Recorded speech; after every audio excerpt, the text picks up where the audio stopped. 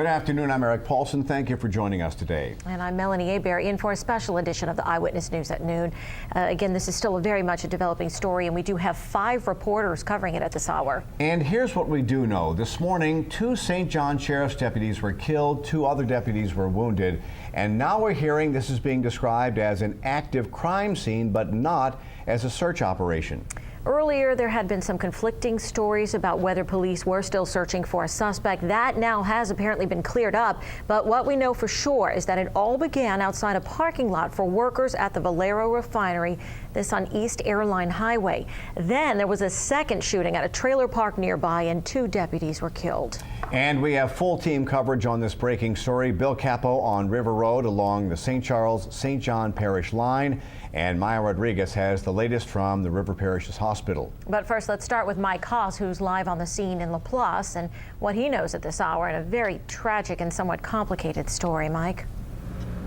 Very much so, Melanie. You are right, and you are correct in that it is a very active investigation. State police investigators are still back with that white car, that white 4-door car that they are calling that key piece of evidence in what has been a very tragic day in St. John Parish. 2 officers killed in the line of duty. They have now been identified as Brandon Nielsen, 34 years old, who'd been with the department for 2 years, as well as Jeremy Trish, 27 years old, who'd been a St. John's deputy for 4 years. And again, 2 officers injured, fighting for their lives in surgery. Michael, they called him Scott Boyington, 33 years old. He is also a sheriff's deputy assigned to the DA's office. He'd been with the department for 3 years. Also, Jason Trish, a 30-year-old who'd been with the department for 10 years, though they tell us that the Trishes, though it's the same spelling, are not related. So some 7 hours now after these tragic shootings, we know a lot of what happened. What we don't know is why. This white bullet-ridden car belongs to Scott Boyington, a St. John Parish deputy. It was here, along Route 3217, the tragic morning began. As one of my officers was working the traffic detail in this particular parking lot, as he was working this detail, for some unknown reason at this time, a gunman opened fire on him multiple times. Boyington was taken to University Hospital. Sheriff Trigg believes he will be okay. After that shooting, a call from a citizen led St. John deputies to the Riverview Trailer Park not far from here, off of River Road. There, deputies found more suspects with a deadly outcome. As we were interviewing the 2 subjects, another person exited that trailer with an assault weapon and ambushed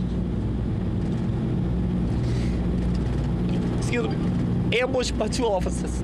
With the help of parishes from across the state, a massive search began in the air and on the ground for any additional suspects. Sheriff Trigg says they have 5 in custody, but he can't say how many are involved in the exact shootings. A new sheriff for a little more than a month, Sheriff Trigg had to make the calls every sheriff dreads. I've been in law enforcement 23 years, but I've never had a sheriff. I've only been on the job 45 days, and these guys are here to support me. They have had matters like this that they've addressed and dealt with, and I appreciate their support today, but it's the hardest thing I've ever had to do. You used a word today, ambush, twice. You must be feeling a great deal of anger. Yeah, I have a lot of emotions going on, but I'm going to be all right. I'm worried about my officers right now. And Sheriff Mike Trigg will have another press conference at 3 o'clock this afternoon to further update more specifics on still many, many questions that need to be answered in this case. There are a lot of local parishes helping, as well as federal authorities. ATF right now is conducting forensic testing on what they call several weapons, including that semi-automatic weapon recovered at the trailer park. And it was at the trailer park off of River Road where Bill Capo spent the morning.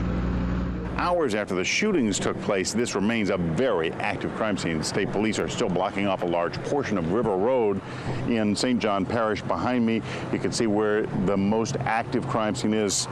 Police official cars parked all over the place. They have been processing this scene.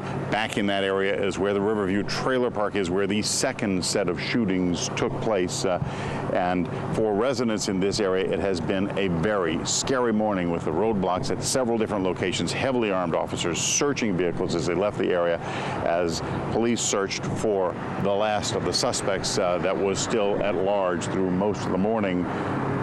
We talked to one eyewitness who lived right next to the Riverview Trailer Park where the shootings took place. I stayed at the trailer park and I heard a gunshot and machine gun going off, and I woke up this morning and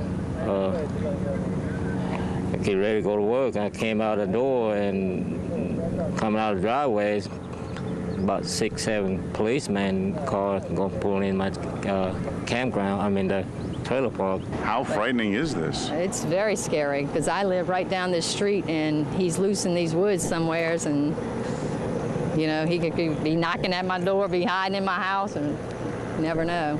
For the law officers involved in this investigation, this has been such a tough morning with 2 of their members dying.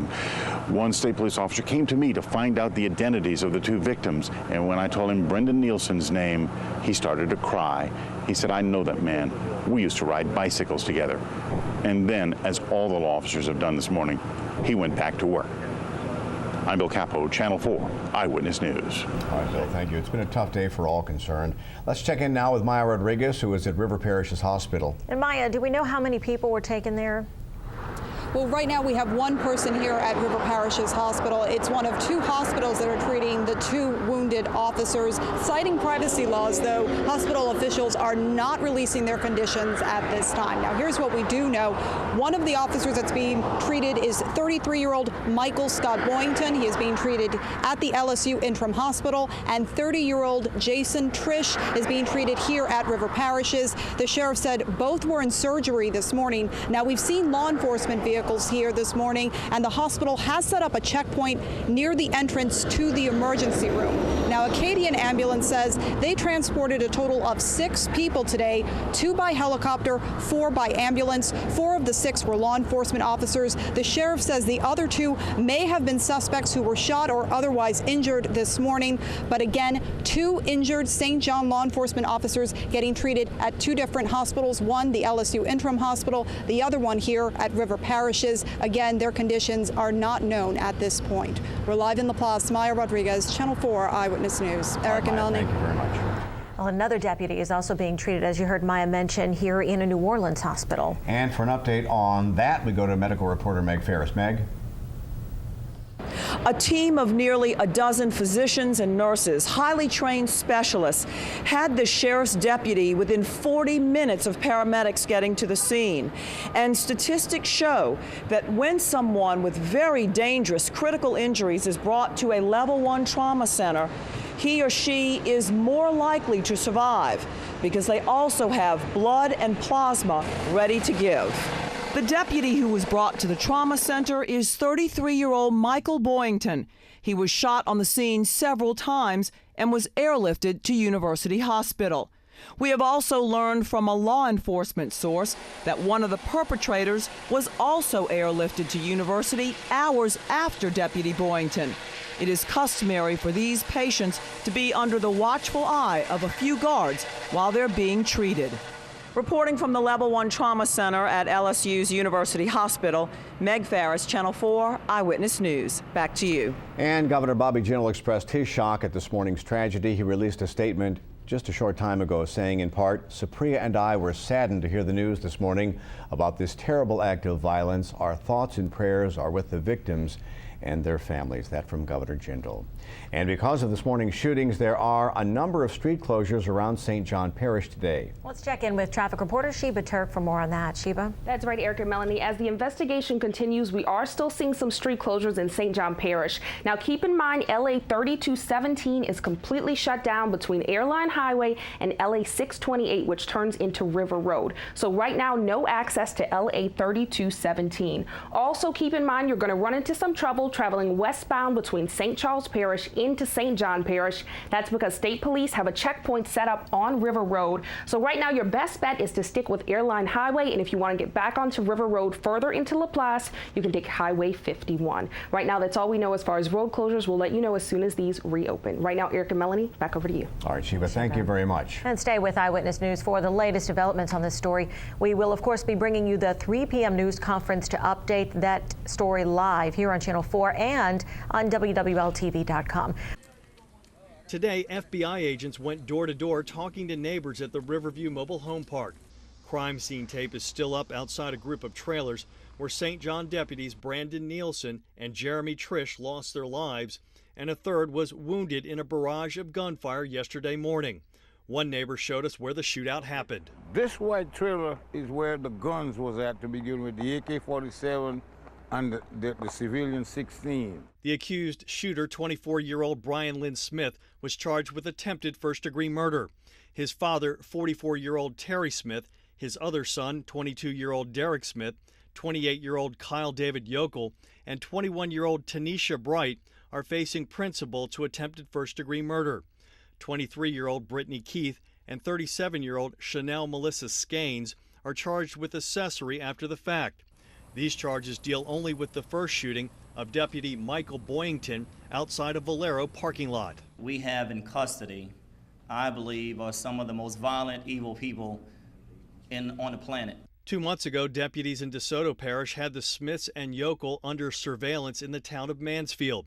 Yokel had active warrants in Kansas and Nebraska for drugs, resisting arrest, and threatening a police officer. Terry Smith had ties to the anti-government group Independent Citizens Movement.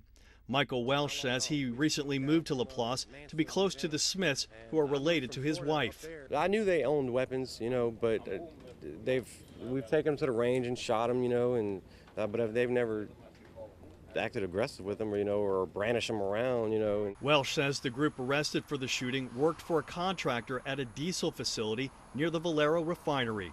Paul Murphy, Channel 4 Eyewitness News. We have to take care of these officers.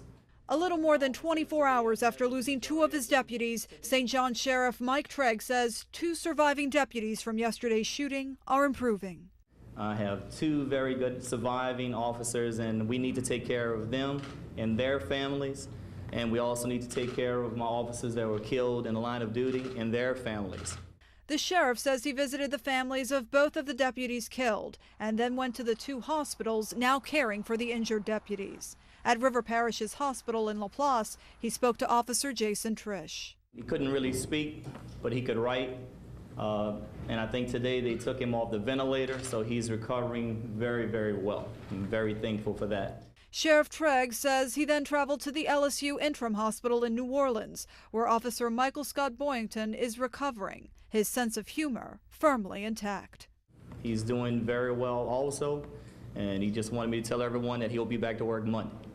But it's been a wrenching day and a half for the officers that served with the deputies and the larger law enforcement community as a whole. What an emotional toll this has taken on this community, on this parish. It makes me and my guys and the ones that are assigned to this investigation want to work that much harder to make sure that we bring justice to these individuals. We begin with breaking news tonight. New developments in the tragic police shootings in St. John Parish. 34-year-old Deputy Brandon Nielsen and 27-year-old Deputy Jeremy Trish were shot to death in the Riverview Mobile Home Park. Authorities are calling it an ambush. Deputies Michael Boyington and Jason Trish were also shot. Both are recovering tonight in area hospitals. Tanya Dahl is at the Riverview Mobile Home Park tonight and joins us live with new developments in this case. Tanya? Good evening, Dennis. Reports are now surfacing that some of the suspects who are in custody were actually under surveillance in another parish for being heavily armed with assault weapons. And tonight we're about 100 yards from what's still a very active crime scene. We've got a very large crime scene here. Multiple locations, multiple weapons, and multiple gunshots. Tonight, the Louisiana State Police is the lead agency investigating the tragic shooting of deputies Brandon Nielsen and Jeremy Trish. Evidence is being collected to determine why both fathers were gunned down and killed in cold blood. When I walked out, I seen somebody drop. I didn't know it was a cop. I just found out afterwards it was a cop. The shooting unfolded not far from Medford August's home at the scenic Riverview Mobile Home Park, where he says bullets entered his trailer. It sounded like I was in Vietnam. Deputies were called to the River Road address just after 5 this morning in search of a vehicle believed to be involved in another shooting at the Valero refinery just a few miles away. Initial reports from authorities said that the refinery parking lot is where a third St. John Parish deputy was hit by gunfire. But police say where and how 2 other deputies were shot is still under investigation. We have 5 people in custody, and my goal, my mission, I plan to work with the Louisiana State Police to make sure justice is served, period. The Shreveport Times is reporting that the DeSoto Parish Sheriff's Office says some of the suspects involved in this morning's shooting were under surveillance in DeSoto Parish 2 months ago. Louisiana State Police was not able to confirm or deny that report tonight. As investigators try to make sense of the deaths of 2 dedicated law enforcement officers, this tight-knit community is trying to stay strong. This is not a good day, but we're going to get through this one way or another. And state police say that some of the suspects were taken to the hospital for treatment and that no official charges have been filed against that group so far. There were multiple reports here in the community that some of those suspects actually worked at the Valero refinery, but a refinery spokesman says that the company is cooperating with state police. I'm joined now by Monica Hernandez, my colleague. You have the latest on the deputies that were killed and the other 2 that are recovering tonight. That's right, Tanya. Thank you. This community continues to grieve the loss of 2 men killed in the line of duty. Flags flown at half-staff today show a community in mourning. 2 deputies died serving their community while 2 others fight for their lives in the hospital. Jeremy Trish would have turned 28 on Monday. Instead, his family is grieving his death. The father of a 2-year-old son, friends say he was a dedicated family man who spent 4 years serving in the St. John Sheriff's Office. He was a great guy, great husband. I've been knowing his wife for a long time. We grew up together. Devastated family members say Trish's childhood home is several hundred feet from where he was gunned down. His parents heard the shots ring out. It's a tragedy that has shaken this close-knit community to the core. At St. Charles Catholic School, Principal Andrew Cupid remembered Trish's days as a student and standout athlete. What do you hope people remember about Jeremy? His dedication, his smile, his willingness to work hard, and his commitment. I know he loved his job. He was excited about being in the Sheriff's Department. A job he was excited about and ultimately died doing. He was killed alongside 34-year-old Brandon Nielsen, a longtime law enforcement officer throughout southeast Louisiana, who had been in St. John Parish for nearly 2 years. Nielsen leaves behind a wife and 5 children. I mean, it's a shame if it's anybody, but I mean, you never want to see a family lose such a big. He loved his family, and they were good. You know, I mean, he doesn't. You don't want to see somebody lose their father figure. David Napper worked with Nielsen several years ago in the St. Charles Parish Sheriff's Office and continued to see him regularly in the restaurant Napper now runs. He wasn't a bad guy. He definitely didn't deserve anything like this. Meanwhile, those who knew these dedicated men remain stunned. Not in this parish. That's what I think everybody thought, was like, wow, wouldn't think it would happen in this parish. Meanwhile, 2 deputies remain in 2 separate hospitals. They are Jason Trish and Michael Scott Boyington. The sheriff believes that they will be okay. Meanwhile, the community continues to pray for those deputies as well as those who lost their lives today, and the investigation continues. Reporting live in St. John the Baptist Parish, I'm Monica Hernandez, Channel 4 Eyewitness News. Back to you. All right, Monica and Tanya, thank you both. After the news came out this morning about the shooting, it didn't take long for the community in St. John Parish to come forward and donate blood in an effort to help the 2 deputies recovering in the hospital.